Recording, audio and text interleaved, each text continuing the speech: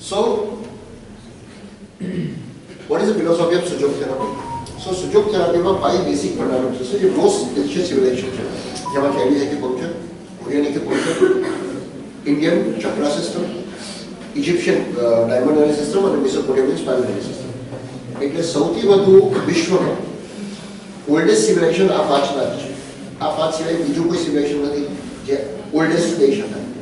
અને જેટલા પણ પ્રશ્નો, ઘણા બધા એવા પ્રશ્નો છે હેલ્થ કેરના લઈને, વિશ્વના લઈને અથવા જેને કહી શકાય ફિલોસોફી જે જવાબો નથી મળી શક્યા એના ખૂબ સારા જવાબ સુજોગ થેરાપીમાં આપી શકે છે. એટલે આપણે જ્યારે ક્લાસમાં જ્યારે હું ભણાવીશ ત્યારે ડિટેલમાં વાત કરીશ. But this are just giving an outline કે આની પાસે એ બધા જ પ્રશ્નોના જવાબ છે જે પ્રશ્નો કાં તો કોઈ પૂછ્યા પણ નથી અને પૂછ્યા તો જેના જવાબ પણ નથી પણ અહીંયા છે. ફોર એક્ઝામ્પલ તમને એક પ્રશ્ન ફક્ત પૂછું છું, જવાબ હું ક્લાસીસમાં આપીશ.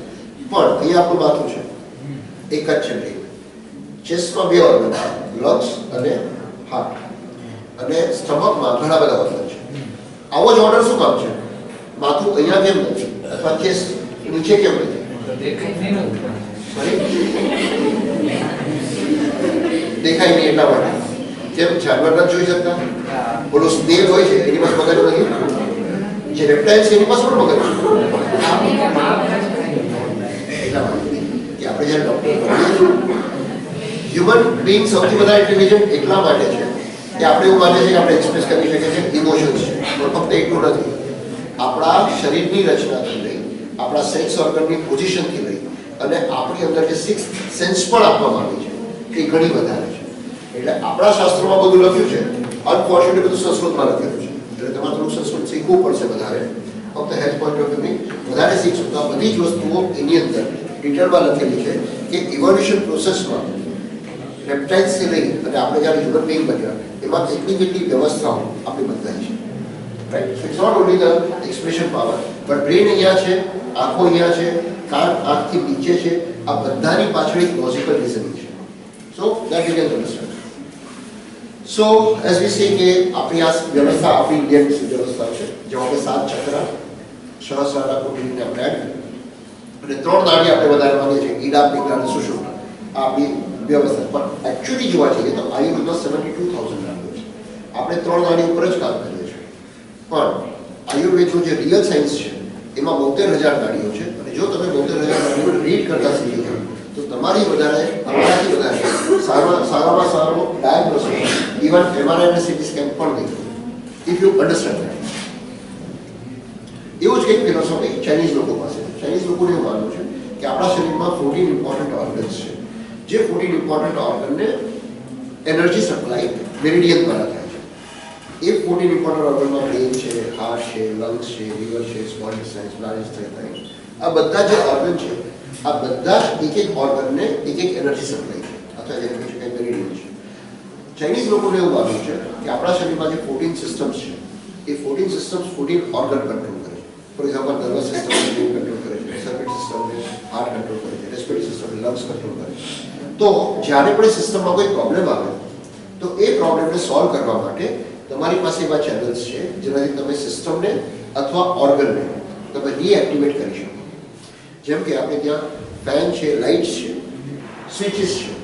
તમે સ્વિચ ઓન કરો તો ફેન અને લાઇટ ઓન થશે. પણ જે મેઇન પાવર જનરેશન છે તો આખી લાઇટ જ જતી રહી તો તમે ગમે તે સ્વિચ પાડો, ગમે એટલું કરો, ફેન કે લાઇટ ચાલુ નહીં થાય.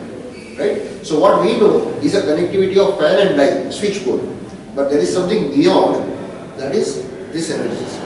જે આપણામાં ચક્ર અને નાડીઝ કીધા છે અને ચાઇનીઝ મેરિડિયન્સ કીધા છે. So what is the base of Sujok therapy?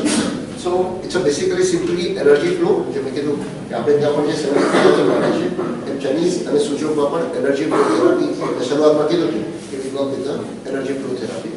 અને to understand this we will have to understand the ancient mode of understanding કે આપણા શરીરને આપણે જે માનીએ છીએ પંચકોશ તમે લોકો ભણી ચૂક્યા છો, અન્નમય કોષ, પ્રાણમય કોષ, મનોમય કોષ, જ્ઞાન. એ કોષ કેવી રીતે કામ કરે છે એ ખબર છે તમને? જો તમે આ વસ્તુને સમજી જશો તો બીમારીઓની જડો ફક્ત ફિઝિકલ બોડી પર નથી હોતી, એની બિયોન્ડ પણ હોય છે એ ખબર પડશે. પણ બેસિકલી જો મારે સમજાવવું હોય તો તૈત્તરીય ઉપનિષદમાં બહુ ડિટેલમાં આ વસ્તુને ડિફાઇન કરવામાં આવી છે, જેની અંદર અન્નમય કોષ, પ્રાણમય કોષ, મનોમય કોષ, જ્ઞાનમય કોષ અને આનંદમય કોષ. આ 5 અલગ અલગ લેયર છે, જે દરેક જગ્યાએ અલગ અલગ બીમારીઓ થઈ શકે. જેમ કે સાઇટોસોમેટિક ડિસીઝીસ જે આપણે કહીએ છીએ એ મનોમયથી આવે છે. જે આપણે પ્રાણાયામથી જે બીમારીઓને ઠીક કરીએ છીએ એ બધું પ્રાણમય કોષથી થાય છે. એટલે તમારા ફિઝિકલ બોડીમાં તમે જમ્યા વગર, તમે સાંભળ્યું છે નિરામય માતાને સાંભળ્યું તમે લોકો? નિરામય માતા 1935માં પરમહંસ યોગાનંદજી જે યોગા સત્સંગના ફાઉન્ડર છે એ અમેરિકામાં એમણે પોતાની સોસાયટી ચાલુ કરી હતી. ઇન્ડિયામાં આવ્યા હતા, ઘણા બધા ઋષિમુનિઓ મળ્યા હતા, પણ એક માતાજીને મળ્યા હતા જેમણે 79 યર્સ સુધી, જ્યારે મળ્યા હતા ત્યારે એમની ઉંમર 79 યર્સ હતી. એટલે 79 યર્સથી એમણે તે જમ્યા હતા. એમણે નહોતું ખાવાનું જમ્યા, નહોતું એમણે પાણી પીધું. અને she was one of the best cook એ જમાનામાં. એટલે ઘરના માટે બધા માટે જમવાનું બનાવે, ખૂબ સારું જમવાનું બનાવે, પોતે નતા ખાતા. સો તમારી પાસે એવી પણ મિકેનિઝમ છે જેમાં જો પદાર્થ એટલે અન્નમય કોષથી તમે ન જમી શકો તો પ્રાણમય કોષથી પણ તમે જમી શકો. ઘણા લોકો ખેંચી મુદ્રાની અંદર 6 મહિના સુધી એક રીત પર રહી શકે છે, એવું હિમાલય ઋષિઓ વિશે કે સાધુ સંતો વિશે લખેલું છે આપણા લિટરેચરમાં. પણ એ કેવી રીતે થાય છે એ સમજવા માટે તમારે આ લેવલે સમજવું પડશે. પણ મનોમય કોષ અને વિજ્ઞાનમય કોષ આપણા જેટલા પણ પેશન્ટ આવતા હોય છે એ બધાના પ્રોબ્લેમ આ બે જગ્યાથી ચાલુ થાય છે. ફાઇનલ મેનિફેસ્ટેશન શરીર ઉપર થાય છે. સો જો તમને આની ડીપ અન્ડરસ્ટેન્ડિંગ હોય તો તમે એ લોકોની બીમારી ઓછી કરવામાં એ લોકોને સહજ રીતે મદદ કરી શકશો. જનરલી આના ઉપરની પણ ટ્રીટમેન્ટ છે, કે મેડિટેશન બેઝડ ટ્રીટમેન્ટ સિસ્ટમ છે એ આના ઉપર કામ કરતી હોય છે. તો એના ઉપર કામ એટલે નથી કરતું, દો વી હેવ અ સાયન્સ અને દો we have a treatment four it, પણ એટલા માટે કામ નથી કરતું કે આપણા દેશની અંદર સાધુ સંન્યાસી ઋષિમુનિઓ એટલા બધા છે એના માટે કામ કરવા માટે ઘણા છે, આપણી એના માટે જરૂર નથી. આપણે આ 5 ઉપર કામ 4 ઉપર કામ કરી લઈએ, that is more than sufficient for the society.